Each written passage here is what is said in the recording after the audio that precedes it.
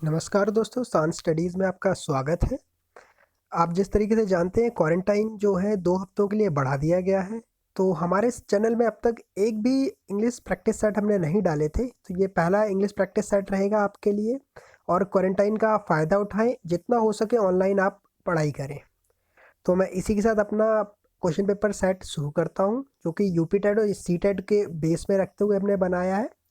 तो पहला क्वेश्चन अब मैं देखता हूँ, यहाँ पर लिखा है LSRW स्टैंड फॉर। तो मैं LSRW के बारे में आपको पहले थोड़ा सा बता देता हूँ। ये एक्चुअली मेजर स्किल्स होते हैं किसी भी इंडिविजुअल की, किसी की भी कैपेबिलिटीज़ होती हैं। जब कोई भाषा सीखने के लिए आप स्टैंड करते हैं तो सबसे पहले आपको एल का मतलब जो सीखना पड़ेगा वो है लिसनिंग। आपको किसी भी सब्जेक्ट को पहले सुनना है, फिर बोलना है, फिर उसे पढ़ना है और अंत में जाके आप उसे लिख पाएंगे। तो LSRW का मतलब होता है listening, speaking, reading and writing. Option C इसका राइट आंसर होगा। अगले क्वेश्चन की ओर मूव करते हैं। Question number 2, while speaking for the first time the student generally face. तो यहाँ पे हम किसी भी लैंग्वेज की बात कर सकते हैं कि जब हम किसी लैंग्वेज को पहली बार बोलते हैं तो किसी स्टूडेंट को किस तरीके की परेशानी हमेशा देखनी पड़ती है। तो इसके ऑप्शन है inhibition, confidence, both A and B, और फिर साइकोसिस। तो इसका आंसर है इनहिबिशन। इनहिबिशन का मतलब होता है निषेध। निषेध इसका मतलब होता है कि कोई वो बच्चा जो है वो उस शब्द को बोलने में काफ़ी परेशानियां झेलता है, क्योंकि उसकी जो जीभ होती है वो उसके साथ काफ़ी ज़्यादा फेमिलराइज नहीं होती है। उस शब्द को बोलना उसके लिए थोड़ी परेशानीजनक होता है। अगले क्वेश्चन की ओर हम मूव करते हैं। क्वेश्चन नंबर 3 का है the purpose of teaching a poetry text in more on. जो हमारी किताबों में जो हमें पोएट्री, जो कविताएं हमें दी जाती हैं, उनका मेन पर्पस क्या होता है। तो हम इसके ऑप्शन आपको बता देते हैं। Enjoyment and development, literally sensitivity, enrichment of vocabulary, grammatically awareness and last में है फेमिलराइजेशन ऑफ साउंड। तो इसका आंसर है फेमिलराइजेशन ऑफ साउंड। आपको अलग अलग किस्म की जो शब्द हैं, जो साउंड है, आप सुनेंगे और आपको एक तरीके की LSRW को जो पहला मेजर स्किल है लिसनिंग, उससे आपको काफ़ी मदद मिलेगी आपको दूसरे तरीके के साउंडों को सुनने में, ताकि आप उनको आसानी से बोल सकें। मैं अगले क्वेश्चन की ओर चलता हूँ। Question number 4, story telling is an. तो यहाँ पे पूछा जा रहा है कि स्टोरी टेलिंग किस कैटेगरी में आता है। तो स्टोरी टेलिंग एक्चुअली एक तरीके की टेक्निक होती है जिससे आप लोगों को अपनी ओर प्रभावित कर सकते हैं। ये कोई मेथड नहीं है, कोई स्ट्रैटेजी नहीं है, कोई अप्रोच नहीं है, ये एक टेक्निक है।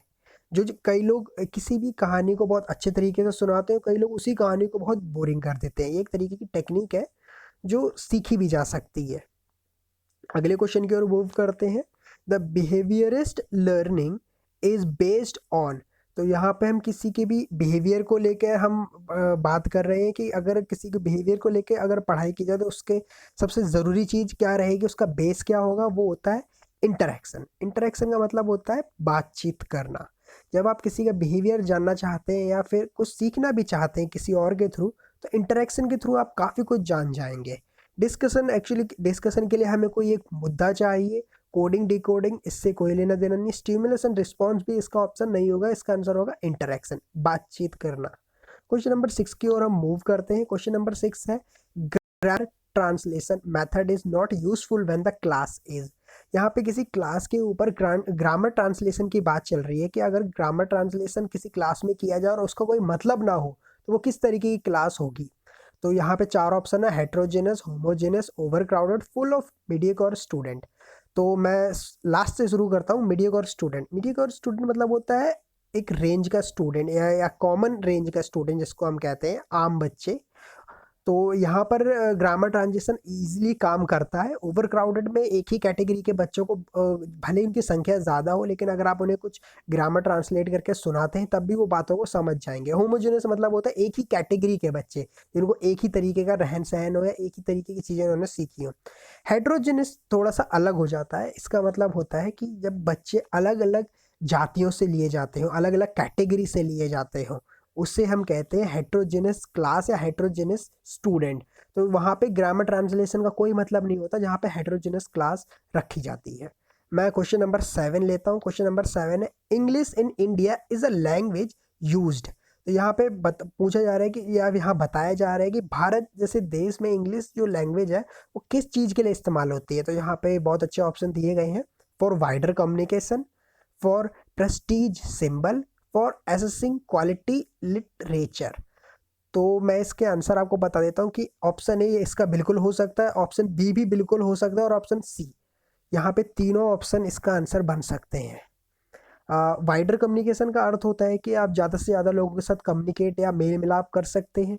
प्रेस्टिजियस सिंबल मतलब आपका जो क्या बोलते हैं स्टैंडर्ड है वो हाई दिखाया जाएगा। और इम्प्रूविंग द क्वालिटी लिटरेचर भी इसका आंसर बिल्कुल हो सकता है। ऑल ऑफ द अबव इसका राइट आंसर होगा। क्वेश्चन नंबर 8 की ओर मूव करते हैं।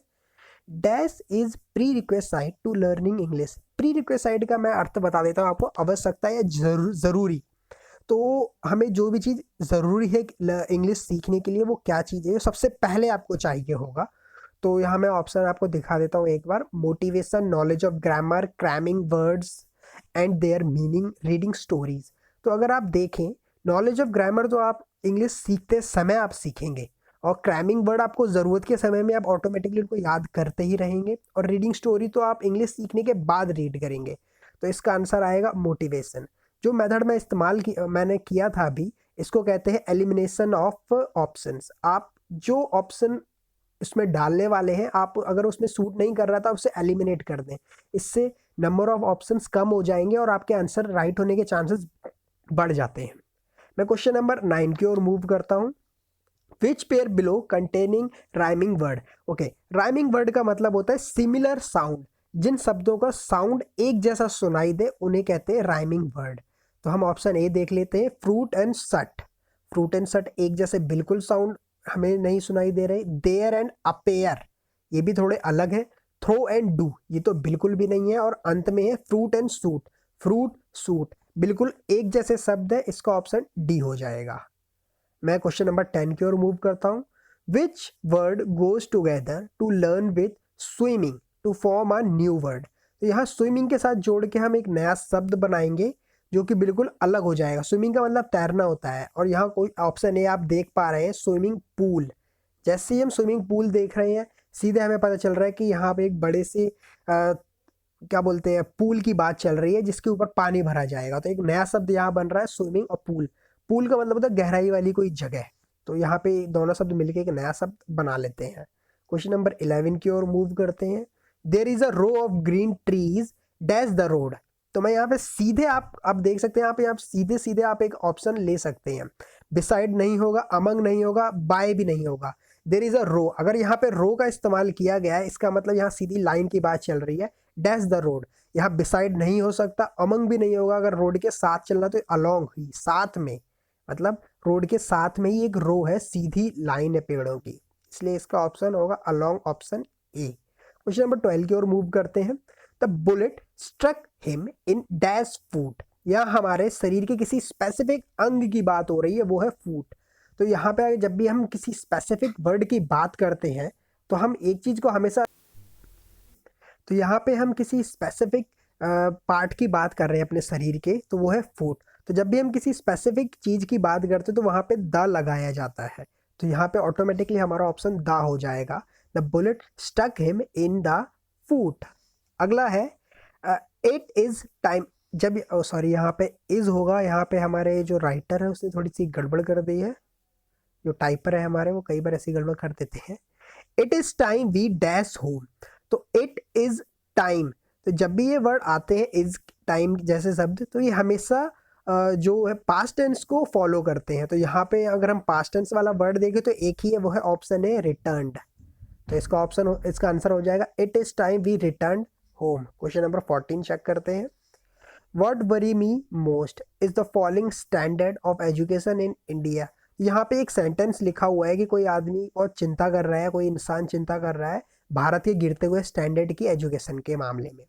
तो ये किस तरीके का शब्द आता है, इम्परेटिव, ऑप्टेटिव और असर्टिव या फिर इंटरोगेटिव। ठीक है, तो हम चारों शब्द का पहले मतलब जान लेते हैं। इंटरोगेटिव तो आप सभी जानते होंगे, प्रश्नवाचक, कि अगर आपसे कोई सवाल पूछा जाए तो यहाँ पे किसी भी तरीके का सवाल नहीं पूछा जा रहा है।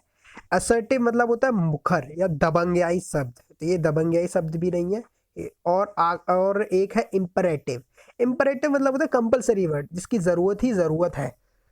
तो जब इस शब्द की हमें इतनी ज़रूरत नहीं है यहाँ पे, तो आखिरी बचता है ऑप्टेटिव। ऑप्टेटिव का मतलब होता है इच्छावाचक, यहाँ पे किसी इंसान की इच्छा को दिखाया जा रहा है, इसका मतलब ये एक ऑप्टेटिव शब्द है, इच्छावाचक जिसको बोला जाता है। हम अगले सवाल की ओर जाते हैं, question number 15। Which tense is use for an action just completed. जब भी कोई एक्शन या सीन जब कंप्लीट हो जाता है तो उसे किस टेंस में रखा जाता है? तो ये तो आप सभी जानते ही होंगे, प्रेजेंट परफेक्ट या simple past, simple present, present continuous. तो इसका आंसर होगा प्रेजेंट परफेक्ट, जो मैंने सबसे पहले बोला था, ऑप्शन सी इसका सही होगा। जब कोई सीन कंप्लीट हो जाता है वो प्रेजेंट परफेक्ट में आता है।